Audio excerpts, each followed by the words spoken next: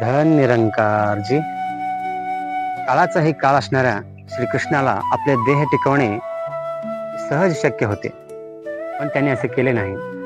शरीराची ही माया, शरीराचा मोह बाळगणे किती क्षुल्लक आहे त्यांनी दाखवून दिलेलं आहे.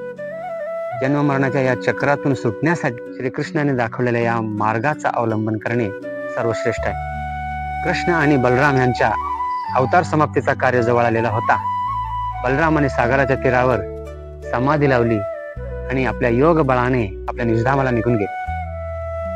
बलरामाचे निजधाम गमन कृष्ण प्रत्यक्ष पाहत होते आणि श्रीकृष्ण तिथल्याच एका वनामध्ये पिंपळाच्या वृक्षाखाली विश्रांतीसाठी बसले असता आपल्या अवतार कार्याचे चिंतन करत होते. त्याच वनामध्ये त्या ठिकाणी जरा नावाचा व्याध आपल्या शिकारीसाठी आलेला होता आणि तो वनामध्ये शिकार पाहण्यासाठी, मृगया करण्यासाठी हिंडत होता. हरणासारखं चमकू लागलं आणि तो व्याध हरिण समजून श्रीकृष्णाच्या दिशेने बाण सोडला आणि ते बाण श्रीकृष्णाच्या पायाच्या तळव्यामध्ये छेद केला. श्रीकृष्णाच्या पायातून रक्त वाहू लागलं. तो व्याध, जरा नावाचा व्याध, बाणाच्या दिशेने जवळ आला आणि पाहतो तर काय, कृष्णाच्या पायामध्ये बाण छेदलेला आहे. ते पाहून शोक करू लागला. व्याधाने हे माझ्या हातून काय घडलं असं श्रीकृष्णासमोर लोटांगण घालून श्रीकृष्णाला क्षमा मागितली आणि त्याला अभयदान दिले आणि म्हटले, तू भिवू नकोस. तुझ्या हातून जे काही घडलेलं आहे हे तर माझं हे प्रारब्ध आहे. राम अवतारामध्ये तू वाली होतास आणि मी राम होतो. माझ्या बाणाने तुझा घात झालेला होता.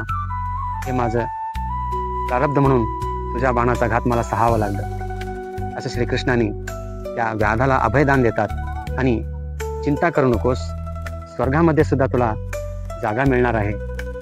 तू स्वर्गामध्ये चिरकाल सुख भोगशील असे त्या व्याधाला वरदान सुद्धा देतात. आणि त्यानंतर स्वर्गातून एक विमान पृथ्वी तळावर उतरते आणि त्या जरा नावाच्या व्याधाला घेऊन जाण्यासाठी ते विमान सज्ज होते. तो व्याध विमानामध्ये बसून श्रीकृष्णाचा आशीर्वाद घेऊन तो स्वर्ग लोकाला जातो आणि चिरकाल सुख भोगतो.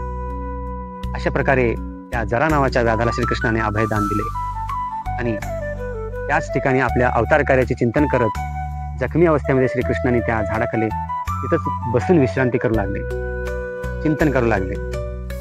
त्याच ठिकाणी श्रीकृष्णाचे सारथी आणि परम मित्र असणारे दारुक त्या ठिकाणी श्रीकृष्ण आणि बलरामाचा शोध घेत घेत त्या वनामध्ये फिरत असतात. त्या दारुकाला एका ठिकाणी झाडाखाली श्रीकृष्ण बसलेले दिसतात. जवळ येऊन पाहतो तर काय, श्रीकृष्णाच्या पायामध्ये बाण छेदलेला आहे, रक्त वाहतोय. दारुकाला खूप शोक वाटू लागलं. खूप दुःखाने दारुकांनी श्रीकृष्णाला सर्व संगती विचारू लागला. दारुकाला श्रीकृष्ण म्हणाले, तू आता वेळ घालू नकोस, तू लवकरात लवकर द्वारकेला जा आणि तिथे जे जे कोणी आहेत त्यांना तिथून बाहेर काढ. कारण माझ्या निजधामाला गेल्यानंतर द्वारका नगरी सागरामध्ये बुडून जाणार आहे. तू लवकरात लवकर तिथे जे जे आहेत त्यांना तिथून बाहेर काढण्याचा प्रयत्न कर. असे श्रीकृष्णाच्या सांगण्यावर ऐकून श्रीकृष्णाने सदेह निजधामाला निघून जातात आणि हे सर्व वृत्तांत दारुक आपल्या प्रत्यक्ष डोळ्याने पाहतो आणि ताबडतोब लगेच द्वारकेला पलायन करतो आणि श्रीकृष्ण आणि बलरामाच्या निजधाम गमनाची संगती सांगतो. आणि पुत्र शोकामध्ये वासुदेव, देवकी, उग्रसेन, रोहिणी यांनी आपापले प्राण सोडतात आणि सर्व यादववीरांचे त्या ठिकाणी अंत्य होतो. आणि त्यांच्या पत्नी सुद्धा आपल्या पतीबरोबर देह जाळून आपले अंत्य करून घेतात. आणि उरलेले जे काही स्त्री आहेत त्यांना इंद्रप्रस्थाला नेऊन त्या ठिकाणी सोडण्यात येते. अशा प्रकारे श्रीकृष्णाचे अवतार कार्य संपला. करीशील तरी नव हे काही, राईचा डोंगर पर्वत राई. तर देवाच्या हातून काय शक्य नाही. काळाचाही काळ असणाऱ्या श्रीकृष्णाला हा शरीर टिकवणे शक्य होते, परंतु शरीराचा मोह त्यांनी धरले नाही. या शरीराचा अंत त्यांनी केला, कारण हा शरीराचा जो मोह भाव आहे तो क्षुल्लक आहे. म्हणून शरीराचा मोह आपल्याला धरायचा नाही. आपल्याला फक्त ईश्वर चिंतनाचा मोह असला पाहिजे. यातच आपलं उद्धार आहे. हाच एक आपलं मोक्षाचा मार्ग आहे. धन निरंकारजी.